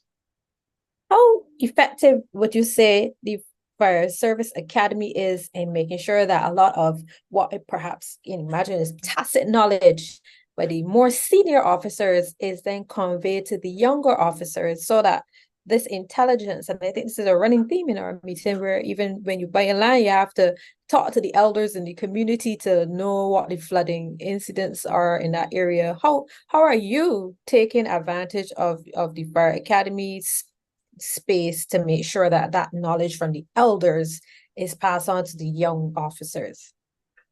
So it is done in a number of ways. So the Fire Academy in itself obviously has its own mandate to provide training for the officers, but more importantly, at the station levels, the senior officers are responsible for managing the stations. They also have the responsibilities for ensuring that any officers under their command, that they are made aware of anything that they need to know in terms of responding in the particular turnout areas. So it not only applies to the Bridgetown area, but all of the turnout areas relative to Barbados where our stations are located. So I can tell you that generally our standard is that each day we are required to do at least a minimum of 2 hours of training, and that training can comprise anything. So, for example, today we may do training in high-angle rescue, but tomorrow we may decide, okay, we're going into the city and do pre-incident planning because we have a young driver who has come to the Bridgetown area. So those are just the ways that we tend to bridge those gaps that persons may come to the Bridgetown area with, or any station for that matter. So we take a lot of time in a young officer's first couple of years in service to ensure that we go through all of the necessary training and familiarization of those areas to ensure that when we have to respond, that everybody is pretty much on the same page. But it is a holistic approach within the fire service, not only the academy, but on the station, station management as well has that responsibility of ensuring that the information and the performance gaps and the information gaps are pretty much closed. Very, very interesting to know. And I can imagine that our fire academy is the envy of the region, is it not? I will not say anything less than that. Ms. Sierra, back to you and the drainage work that we have earmarked for the city of Bridgetown. And I apologize in advance if I'm putting you on the spot, but a birdie whispered to me that we do have a lot that we need to do in the area of Kensington. I stand corrected if I'm wrong, but maybe you can shed some light in terms of how maybe the development and the way how persons have sunk wells and the drainage and so on that is or is not in place is making the work of the drainage division perhaps a little bit more challenging than some other areas across Barbados. Well, you did mention earlier that the city is an old city. When it was developed, we didn't have the level of development, and so we inherit a number of drainage systems in the city that cannot take the volumes of runoff for normal rain, even just immediately before climate change and the excessive rainfall. We always had excessive rainfall because the rarity of it occurring, but it's happening much more often. And so below the ground, as we walk across Bridgetown, remember you had the Swan Street project. Few persons remember what Swan Street looks like. But to tackle that kind of work, to address that project management, that kind of project management that work, you have utilities first.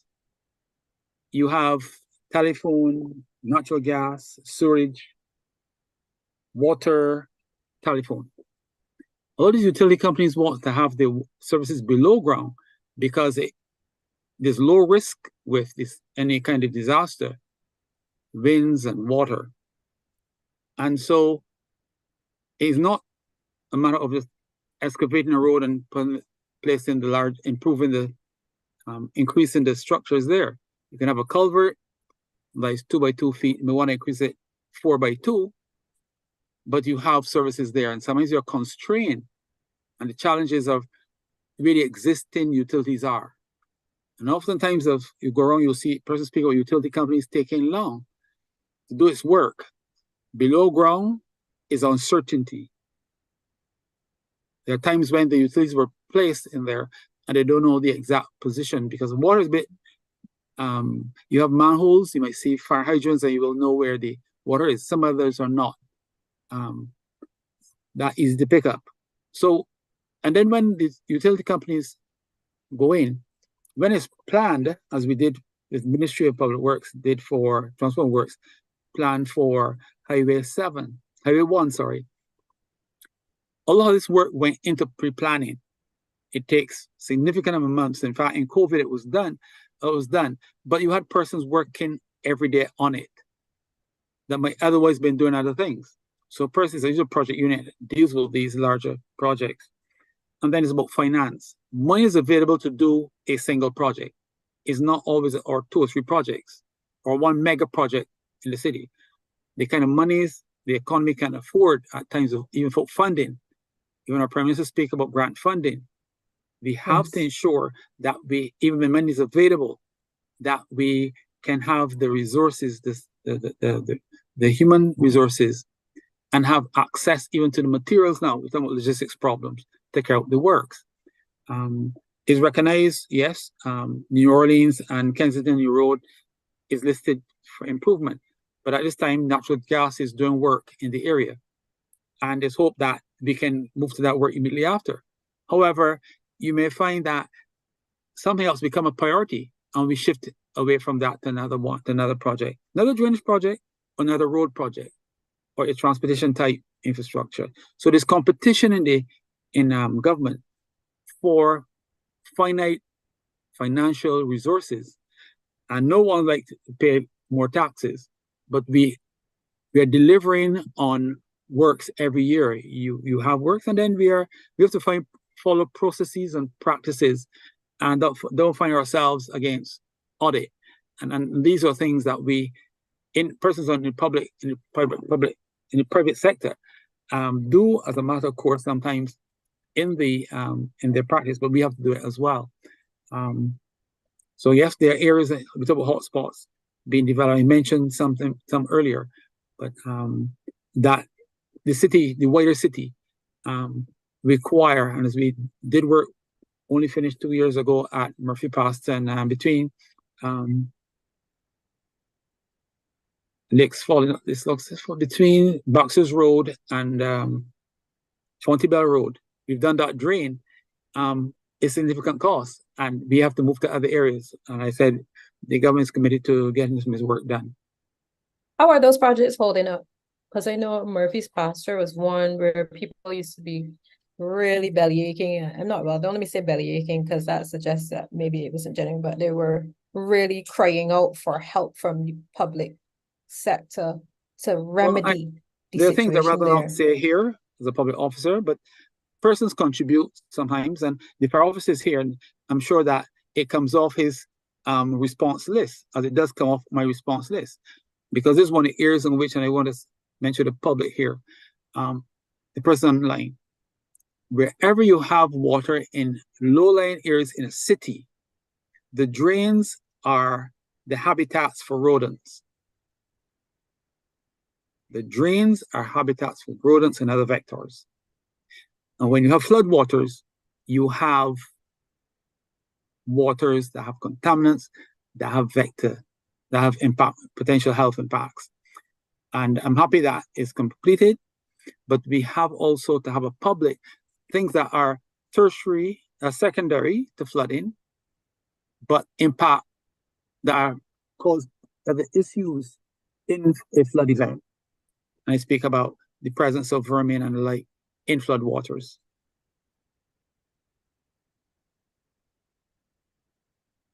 So there's a lot to be said about the human behavior, as we would have heard.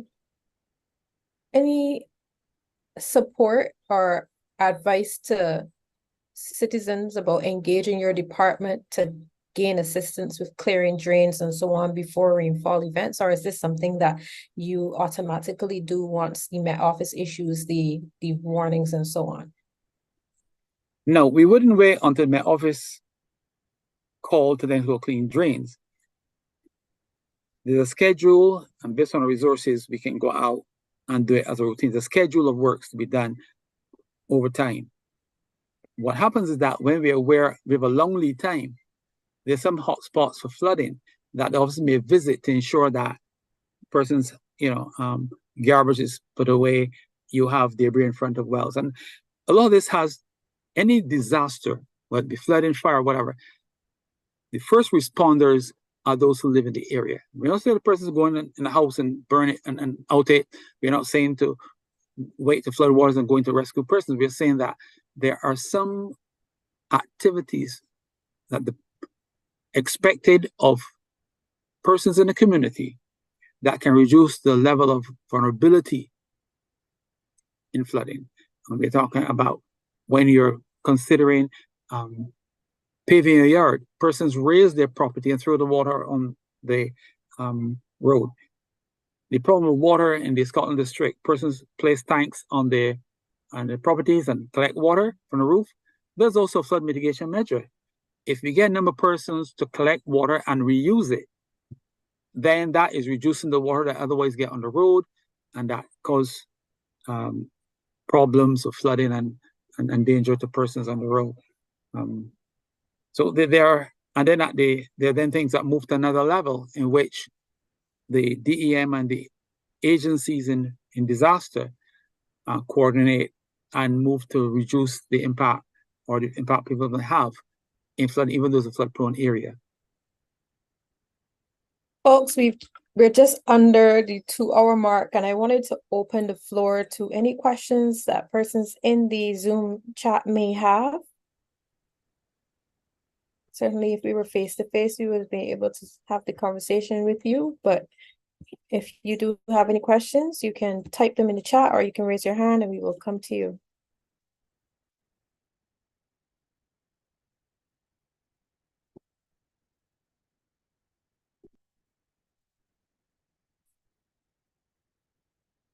Okay, I'm not seeing any raised hands.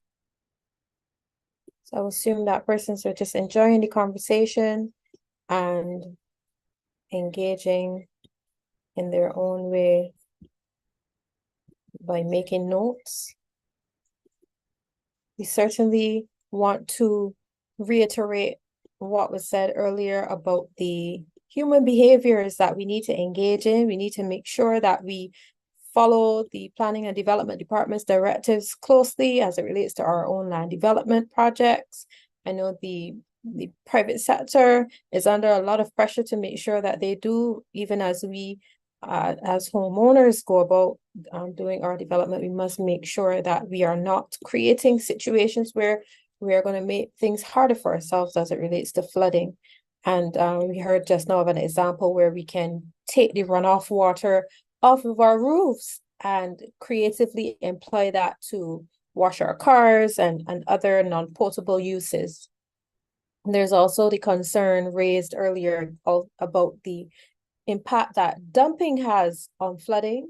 We heard from our colleague, Mr. Bain, at the fire service that there are persons who have been using the gullies for dumping bulk waste and so on. And I want to say kudos to the Sanitation Service Authority for the efforts that they have been making in recent times to alert persons of their bulk waste removal services so that you really have no excuse, folks, for dumping in our beautiful gullies your construction waste and your old furniture and so on. We certainly want to highlight the reality that there are some third parties that are not necessarily the homeowners who are transporting the waste and not doing so with fidelity, taking the waste to the relevant sites. And we want to appeal to those persons as well, because at the end of the day, flooding, when it is excessive, when it is in a way that is difficult for us to get out of our homes or even to get out of our cars, or where people need to be rescued, can in fact result in loss of life and valuable property, and we need to play our part. I believe, since we don't have any questions, and I'm being told that our Zoom link is going to expire at just about 6:30, that perhaps at this time we can go to closing remarks and then reopen the floor if we still have time for any questions or additional comments on our topic this evening, excessive rainfall and its impacts on flood-prone areas. Excuse me. let me hand over to meteorologist Tia Brown to share with us her closing comments on this topic. Yes, thanks, Crystal. So one thing I just want to remind persons of is where you can access a lot of our information from, because a large part of the response is knowing where to find the information. So as you know, you can go to our website at www.barbadosweather.org. All of our advisories, watches, and warnings, as well as our daily forecasts, are on our website. As Sharice would have mentioned, we have our alerting app, BMS Insight, which is available from the Android store, and you can download that to your phone. You can also download the cap from both the Apple and the Android store. And as well, we do send our information to the Department of Emergency Management, so they repost a lot of our stuff, and we do send it to all of the media hosts, so you can keep track of their social media pages, television, and radio whenever we issue any watches or warnings. And we do still have our weather hotline, which is 976-2376 for persons that would like to call and get a brief update on the weather.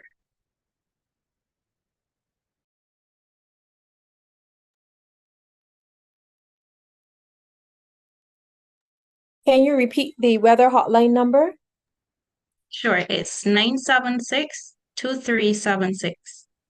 And that is a toll-free number, because we are not accustomed to 97 numbers in Barbados. Yeah, so you dial it, it's just a recording, so you'll get the weather report, and I believe there's some information on the tides as well in there. So it's a brief snippet of the weather. Ah, okay. And this is updated how frequently? So we update it in the morning. We also update it at 6 p.m. as well. So 6 a.m. and 6 p.m. Wonderful. Over to you, Sharice Brathwaite, for your closing comments, meteorologist with the Barbados Met Services. Okay, just to add to Tia's point, just listen out for our alerts from the BMS, from official sources. And we also do our monthly newsletter, the Beacon, that can be found on our website in the climate section. Can you give us a summary of what's in the newsletter? So the newsletter gives you a summary of what would have happened in terms of the weather over the last month. And then it is an outlook for rainfall, temperature, and drought.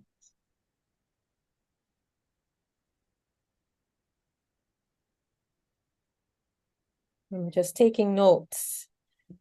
All right, so we need to check out the Beacon newsletter on the Barbados Meteorological Services website for a recap as well as forecast information on the weather. Mr. Damien Bain, the Yes, ma'am. instructor of the Barbados Fire Academy, who has been with us this evening. Can you give us your closing comments?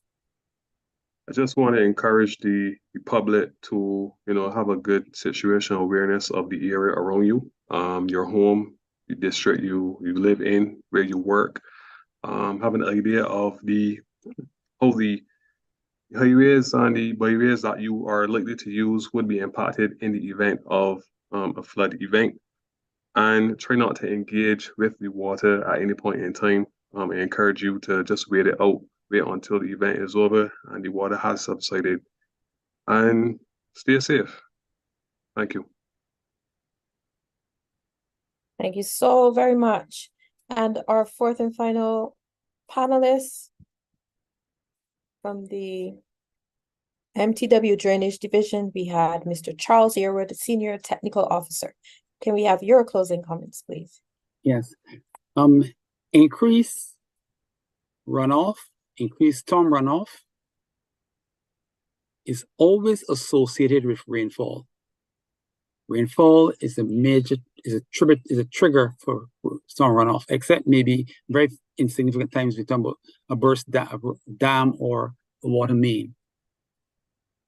And at the risk of excessive rainfall, whenever the possibility of excessive rainfall, there's a potential for the number of flood-prone areas to increase or the expanse of the flood-prone area.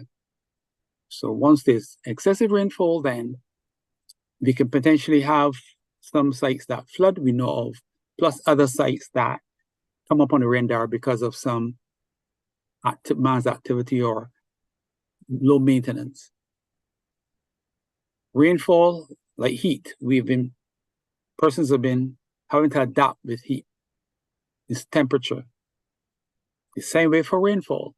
It's a weather phenomenon, and we have to prepare ourselves for it, not when it comes, but more times we spent in preparation, as Damien mentioned earlier, and ask persons to be aware of those areas that flood, and where they know of areas that flood, that surprise them or shock them. Even though they might have been flood in the past and stop, and then there's another lull of it. Call the Drainage Division at 536-0095. That's 536-0095. I hope that the Ministry of Transport, Works and Water Resources contribution this evening would have bring persons more aware, and that those here pass on the message to others and use as a time over tea, breakfast, dinner, and a drink in the country as a social life to inform persons of our existence and the requirements on their side and on the state side to mitigate flooding. Thank you. Thank you so much, folks. You've heard the closing comments from our panelists. This has been your panel discussion brought to you by the Barbados Meteorological Services and the Department for Emergency Management. Our topic today was excessive rainfall and its impacts on flood-prone areas.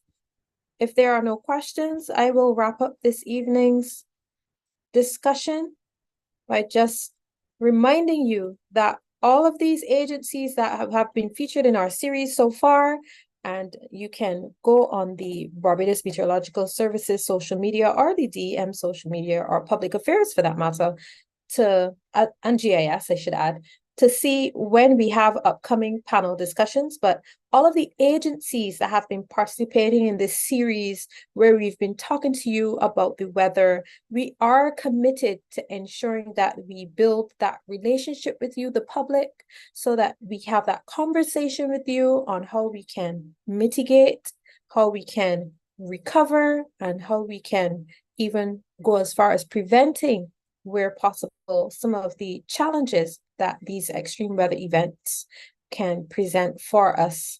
But indeed, we want to reassure you that we are working together, all of us, to ensure that the plans that we are putting in place, even with your feedback and contribution, are done in a collaborative way. So this is the era that we're in.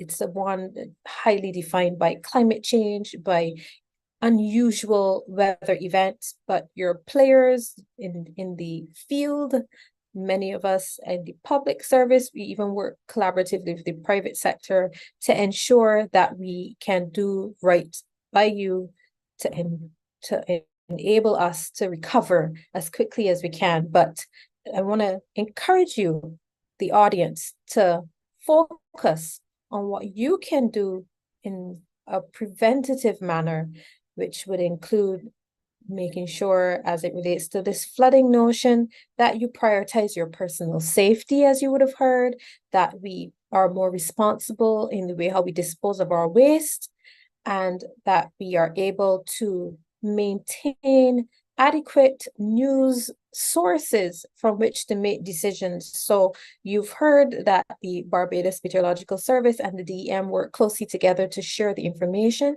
public affairs and GIS as well, and you can rely on your bona fide media for the information to help you to prepare and to stay safe. My name is Crystal Austin. I have been your moderator today, and we trust that you will join us for our next panel discussion as we discuss all things weather. Thank you so much. Have a wonderful Sunday evening, Sunday night, and we look forward to being with you again soon in safety and good health. Thank you and good evening.